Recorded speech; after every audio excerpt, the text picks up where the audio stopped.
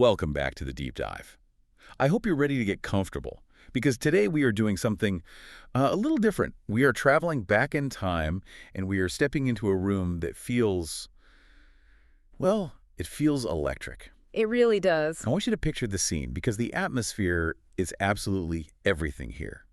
It represents everything we love about high strangeness in the mid-60s. We are dialing the clock back to April 7, 1965. A Wednesday night. Just a regular midweek evening for most people, but not for the folks we're visiting. Exactly. We are in Elmira, New York. And I want you to imagine a living room. The lighting is low, maybe a couple of table lamps casting these long shadows against the wallpaper. Yeah, and it's 1965, so you have to imagine there's a haze of cigarette smoke just kind of swirling in the air. Oh, absolutely. The atmosphere is thick, almost like you could cut it with a knife. It's intimate, but it's also charged with this specific kind of tension. It's that feeling you get when you know something. Something unpredictable is about to happen. Right. You have a husband and wife, Robert and Jane, and tonight they have a guest. And through the wife, Jane, a personality, an entity, an energy essence, a psychic professor, whatever label you want to slap on him, named Seth, is about to hold court.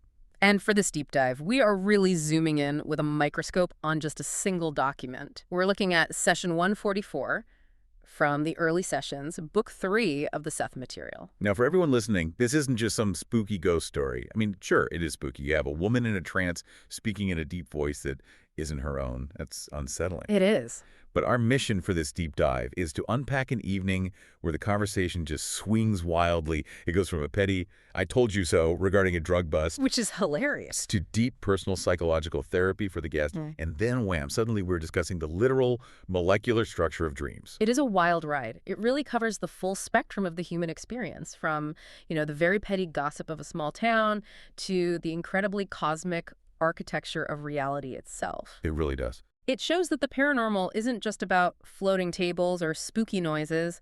It's about how we live our lives, and maybe more importantly, how we construct our reality.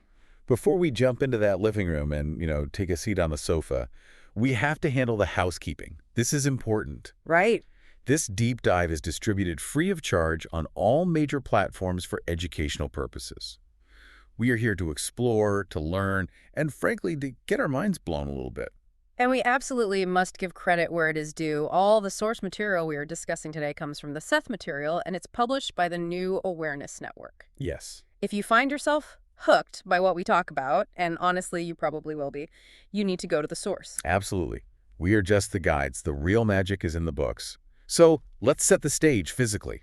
This is actually pretty important because the geography of the room matters tonight. It does. Usually, Rob and Jane held these sessions in what they called protected back room. Their little sanctuary. Right. This was their spot. It was small, it was quiet, and it was tucked away from the street. You have to remember, at this point in 1965, Jane had recently started going into much deeper trances. Right. In the very beginning of their experiments, she was like pacing around the room with a Ouija board, eyes open, very active. Very aware. She was basically dictating while walking. But by session 144, the whole dynamic had shifted significantly. She's sitting down now. Her eyes are closed. Her voice has dropped into that deeper, more masculine register that Seth uses. For all intents and purposes, she's gone. Exactly. And because she was so sensitive in this state, like a raw nerve exposed to the air, they wanted soundproofing. They wanted isolation. They didn't want the sound of a truck driving by to just jolt her back into her body. Can you imagine?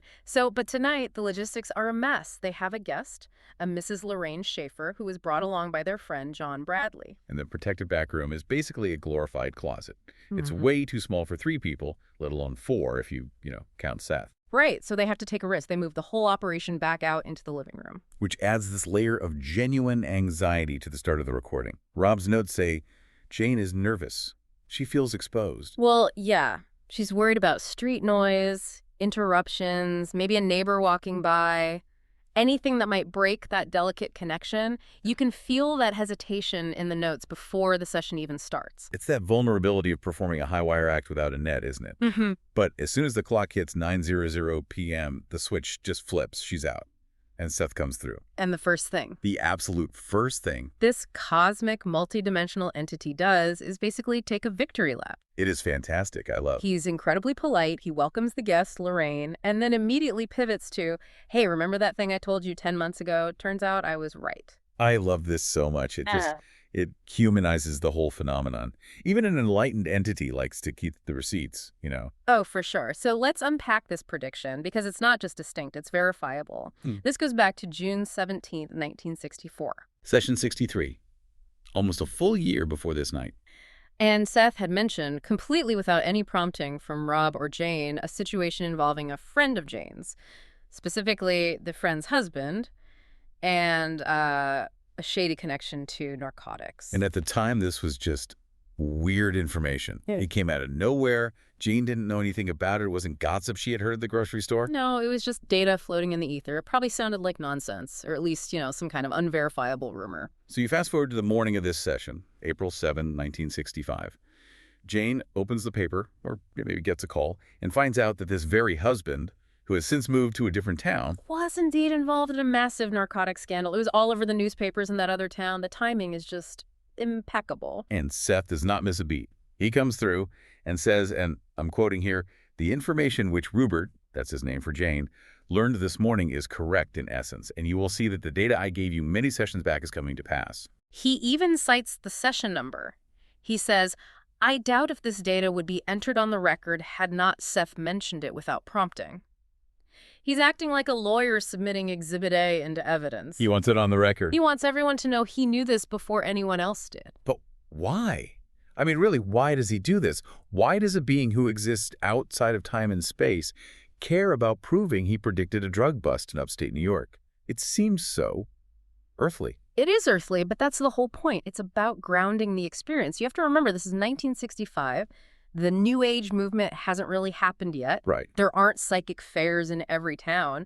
This is highly experimental for Rob and Jane. They are constantly questioning themselves. Is this real? Is this just Jane's subconscious acting out? Is she just making all this up? So when Seth provides a hard, verifiable data that Jane physically could not have known at the time, It builds the foundation of trust. It proves he isn't just a fragment of her imagination. It's the hook. It's him saying, okay, now that I have your attention with something you can check in a newspaper, let me tell you about the fundamental structure of the universe. that makes so much sense. If he started with the molecular structure of dreams, they might have just tuned out or thought it was pure fantasy. But the drug bust, that's real. You can touch that.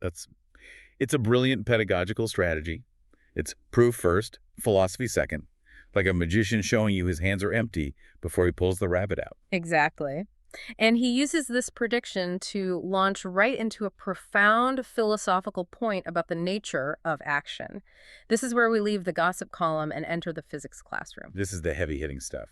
He says, quote, "Action cannot be recalled or denied or undone." This is a concept that completely challenges how we view regret. We often think, oh, I wish I hadn't done that. Or we try to take it back. We apologize, we try to fix it, we try to pretend it didn't happen. And Seth says you can't. Not really. Once an action begins, it attempts completion. It has its own momentum. He uses this idea of consequences that I found totally fascinating. Yep. He basically implies we don't understand what a consequence actually is. Right. We tend to think of cause and effect as two different things, separated by time. Event A happens, time passes, and then event B happens as a result of A. Yeah. Seth says, no, that's an illusion caused by our perception of time. What we call consequences is just the part of the action that we can see. It's the iceberg analogy. Precisely. He says you perceive only that part of an action which is projected into your own physical field, the tip of the iceberg. So let's apply this to the narcotics prediction. The scandal in the newspaper, the arrest, the headlines, that wasn't a separate event that happened because of the husband's actions. The scandal, Yeah. it was the action. Yes. The scandal was just the action finally surfacing in the physical world. The energy of that deception, that illegal activity was always there, moving beneath the surface. Like a submarine. Exactly. The consequence is just the visible flicker. It's like watching a submarine breach the water. The submarine was always moving. You just call the breach the event. Seth is telling us that action is a continuous, unstoppable force. You can't delete it. You can only change your focus. That is somewhat terrifying, but also weirdly freeing. It means everything matters. There are no throwaway moments. Every action you take is a wave that is going to crash somewhere eventually. Action cannot be recalled. He says it like it's a law of physics in his universe. It's the conservation of energy, but applied to behavior. You can't destroy the energy of an action, you can only transform it. Okay, so he drops this massive truth bomb about the nature of reality, and then he pivots again. He turns his full attention to the guest, Lorraine. And this is where the session turns into a psychic therapy session, and I have to say, some of this felt a little personal. Oh, I felt called out by some of this for sure. It's very direct. First, he identifies her by an entity name.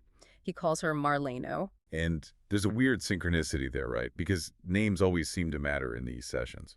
There is. Much later during the break, Lorraine mentions that her mother originally wanted to call her Mary Lou. Mary Lou and Marleno. The sound similarity.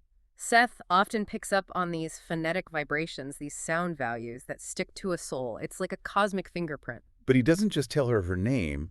He looks right into her soul, essentially, and tells her she's tied up in knots. That's his diagnosis of her energy field. He says, we find in the present personality knots, whereby action is not allowed freedom. Knots. That is such a visceral word for how we feel sometimes. Like you're physically tight, your stomach is in knots, your shoulders are tight. But he's talking about psychic tightness. He's talking about your energy flow being blocked. He explains that her energy is turned inward, which, sounds good in theory. Introspection is good, right? We're always told to look inside. Yeah, but he says it's not turned inward far enough to be effective. It's stuck in the middle. Stuck in ego concern. Exactly. It's that deadly middle ground where you're too self-conscious to let go and just flow, but you're too withdrawn to be effective in the outer world. He calls it frozen immobility. You aren't meditating, but you aren't acting either. You're just worrying. So you're just spinning your wheels. And then he gives this image that I cannot get out of my head. It's the central metaphor of the episode for me. The anteroom. The anteroom. It's a beautiful and tragic metaphor. He describes Lorraine Marleno as standing in an anteroom, a waiting room, between two doors. Paint the picture for us. Because I think a lot of listeners are going to recognize this room. I know I have definitely spent some time there. Okay, so picture yourself in a hallway, a small space. You have one door behind you. That's the door leading outward to the physical world, extroversion, to the path she's known her whole life, the path of doing, achieving, interacting. Okay. Then there is a door in front of you. That one leads inward to deep psychic reality, to the inner self, to what he calls the mansion of the soul. She's just standing there. She's paralyzed. Seth says, the personality stands in an anteroom with all his knotted energies in indecision. She won't turn the knob to go deep because of fear. Fear of what she might find, fear of losing control, fear of the unknown. But she refuses to go back out into the world either because she's tired of it or she feels like she's outgrown it. Yes, she won't commit. That is. Wow. I think that perfectly defines the midlife crisis or the spiritual crisis, that feeling of being in the hallway of life. You're not doing the old thing anymore because it just doesn't fit, but you're too scared to fully commit to the new thing. And the energy cost. This is the crucial part that Seth emphasizes. He points out that she is using just as much energy to hold herself still in that indecision as she would use to just pick a door and move. Exactly. That is profound. We think of doing nothing as resting, but holding yourself back, resisting your own flow, is actually exhausting. Action cannot be dammed up, for it becomes explosive. That's what he says. If you stand in the anteroom too long, you're going to blow a fuse. You're going to get sick, or you're going to have a breakdown, or you're going to lash out at someone. The energy has to go somewhere. It's all about flow. Yeah. And he's not telling her she must become a mystic, right? He explicitly says, I am not suggesting here that this individual turn all focus away from the outer world. No, not at all. He's saying she needs release. She needs to open a door, any door, just to get the energy moving again. Frozen immobility where nothing is lost, but neither is anything gained. It's a state of suspended animation. And for a consciousness that is fundamentally built on action, that is a form of torture. So to help her understand why she is this way, why she has these specific knots, Seth does what Seth does best. He pulls back the curtain on her past lives. He goes into the Akashic records to explain her current personality. And the details here are just incredibly specific. This isn't that generic, you were a princess in Egypt kind of stuff. He gives these gritty sensory details that feel like scenes from a historical movie. He wants to prove to her that her current personality is just the tip of her soul's iceberg. He starts with a paper manufacturer in Belgium. Right. a male personality involved in early paper manufacturing. And the theme there, he points out, was communication, making the medium for communication. It sets up this pattern. This soul wants to facilitate connection. Then we jump to the year 1230, southern France. A primitive mason. This one is tragic. There's a specific detail about a crib turning over and a child dying. It implies a trauma that perhaps carries over into the present life. Like a fear of loss or a fear of failing to protect someone. Maybe a hesitation to have children or even a smothering over protectiveness. It suggests that our fears today might just be echoes of tragedies from centuries ago. But the one that really stood out to me, the one that felt so tactile, was the blind beggar. This was the most detailed of the bunch. Oh, the sensory data here is just astounding. Seth describes a life where the personality was a male and he was blinded in his teens by some boys throwing stones. Which is just horrific. A random act of cruelty that changes a life forever. It is, but look at the adaptation. This is what Seth always focuses on. Because he was blind, he developed this kind of superpower in his fingers. I love this part. Seth says he could touch the cloth of a passerby, specifically the texture of hemp or wool, and instantly know their social and economic standing. He sang for money. I can just see this character, standing on a medieval street corner, reading the entire world through his fingertips. Is this man rich? Is he poor? Is he worth singing a song for? It connects back to the theme of communication again, doesn't it? Even without sight, the entity found a way to receive information, to read the world. He hadn't shut down, he adapted his input channels. And maybe Lorraine's current knots are a fear of being blind again, or a misuse of that incredible sensitivity she developed back then. That's a great point. And then Seth drops the soap opera twist. The family connections. This is the part that always makes me laugh because it makes family dinners feel so much more complicated. It's always the fun part. So Lorraine's current daughter, in a past life, she was her sister, and they did not get along. So they're back to iron out old difficulties. Exactly. So the mother-daughter friction she feels now is actually sibling rivalry from hundreds of years ago. And her son, what about him? This is the kicker. Her current youngest son was once her father. That explains so much about parenting. When your 5-year-old acts like they know better than you, maybe they used to be your dad. It does. And Seth has this dry, cosmic wit about it. He says, and I love this quote, "You would indeed be laden with relatives if you were aware of such past relationships." Laden with relatives. That is such a polite way of saying family reunions would be an absolute nightmare if we remembered everything. Can you imagine knowing your toddler grounded you in 1645 for not doing your chores? It totally explains the veil of forgetfulness. We forget so we can start fresh. If we carried all that baggage, you blinded me in 1230, you stole my wife in 1850, we'd never get anything done. We need the amnesia to function. It's a mercy, really. So we have the I told you so prediction, the therapy session about the knots, the past life reveal, and then just when you think the evening is winding down. Seth decides to explain the physics of reality construction through dreams. This is segment 5 in our breakdown, but really, it's the core of the Seth philosophy, isn't it? It is. He transitions from personal history to hard metaphysics. He stops being a therapist and becomes a quantum physicist. He makes a very bold statement. He says, dreams are as much action as the movement of a muscle. Which is radical. We tend to think of dreams as wisps of smoke, illusions, hallucinations caused by a spicy burrito. We dismiss them. Oh, it's just a dream. And Seth says, absolutely not. He says dreams are given actual molecular structure. Wait, hold on. Molecular structure? In the dream world, you mean like actual atoms and stuff? Yes. They exist in a different field, a different dimension of actuality, but they are physically real within that field. They aren't just thoughts, they are constructions.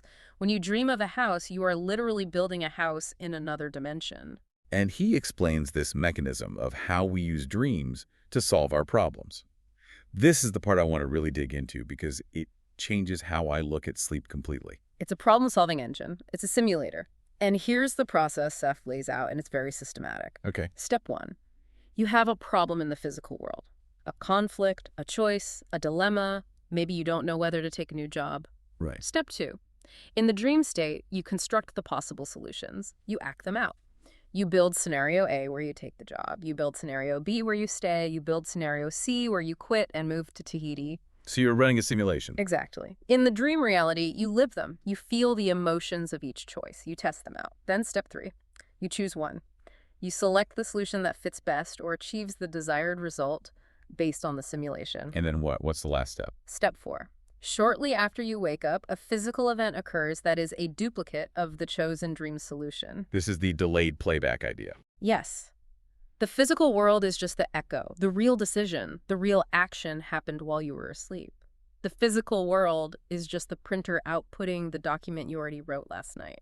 Seth calls this a tricky point, but an important one. It implies that by the time we experience something in our waking life, we've already signed the contract for it in our sleep. It challenges the idea of free will in the moment. It suggests our free will is exercised primarily in that inner dream state. The physical life is just us watching the movie we filmed the night before. It means we are so much more powerful in our sleep than we are when we're awake. That's it. That is absolutely mind-bending. So if I have a big confrontation with my boss tomorrow and I lose my temper, I already fought that battle in a dream and decided, yep, losing my temper is the way to go. According to Seth, yes. Or at least you chose the path that led to that confrontation because the other options were, for some reason, less desirable. Maybe you needed to lose your temper to break a pattern. But here's the kicker. There's more. Oh, yeah. The other solutions, the ones you didn't choose, they don't just disappear. They don't. No.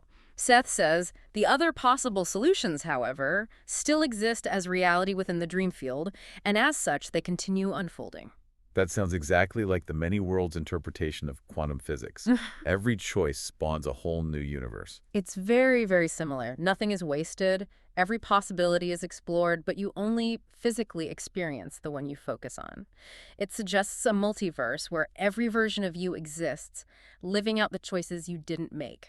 It makes you want to pay a lot more attention to your dreams. It makes you realize that sleep is work. We aren't resting. We're building tomorrow. We are architects working the night shift. So after dropping this heavy metaphysics, the session starts to wrap up. But Seth, he's in a mood tonight. He doesn't want to go. He is. It's getting late, around 11 p.m. Rob is tired. His hand is cramping from writing all this down. Remember, he's taking this in shorthand. And Jane is deep in trance. But Seth, he's energized. He's feeding off the group energy. He says, I feel in rather good spirits. If you will, again, forgive the phrase. A ghost pun.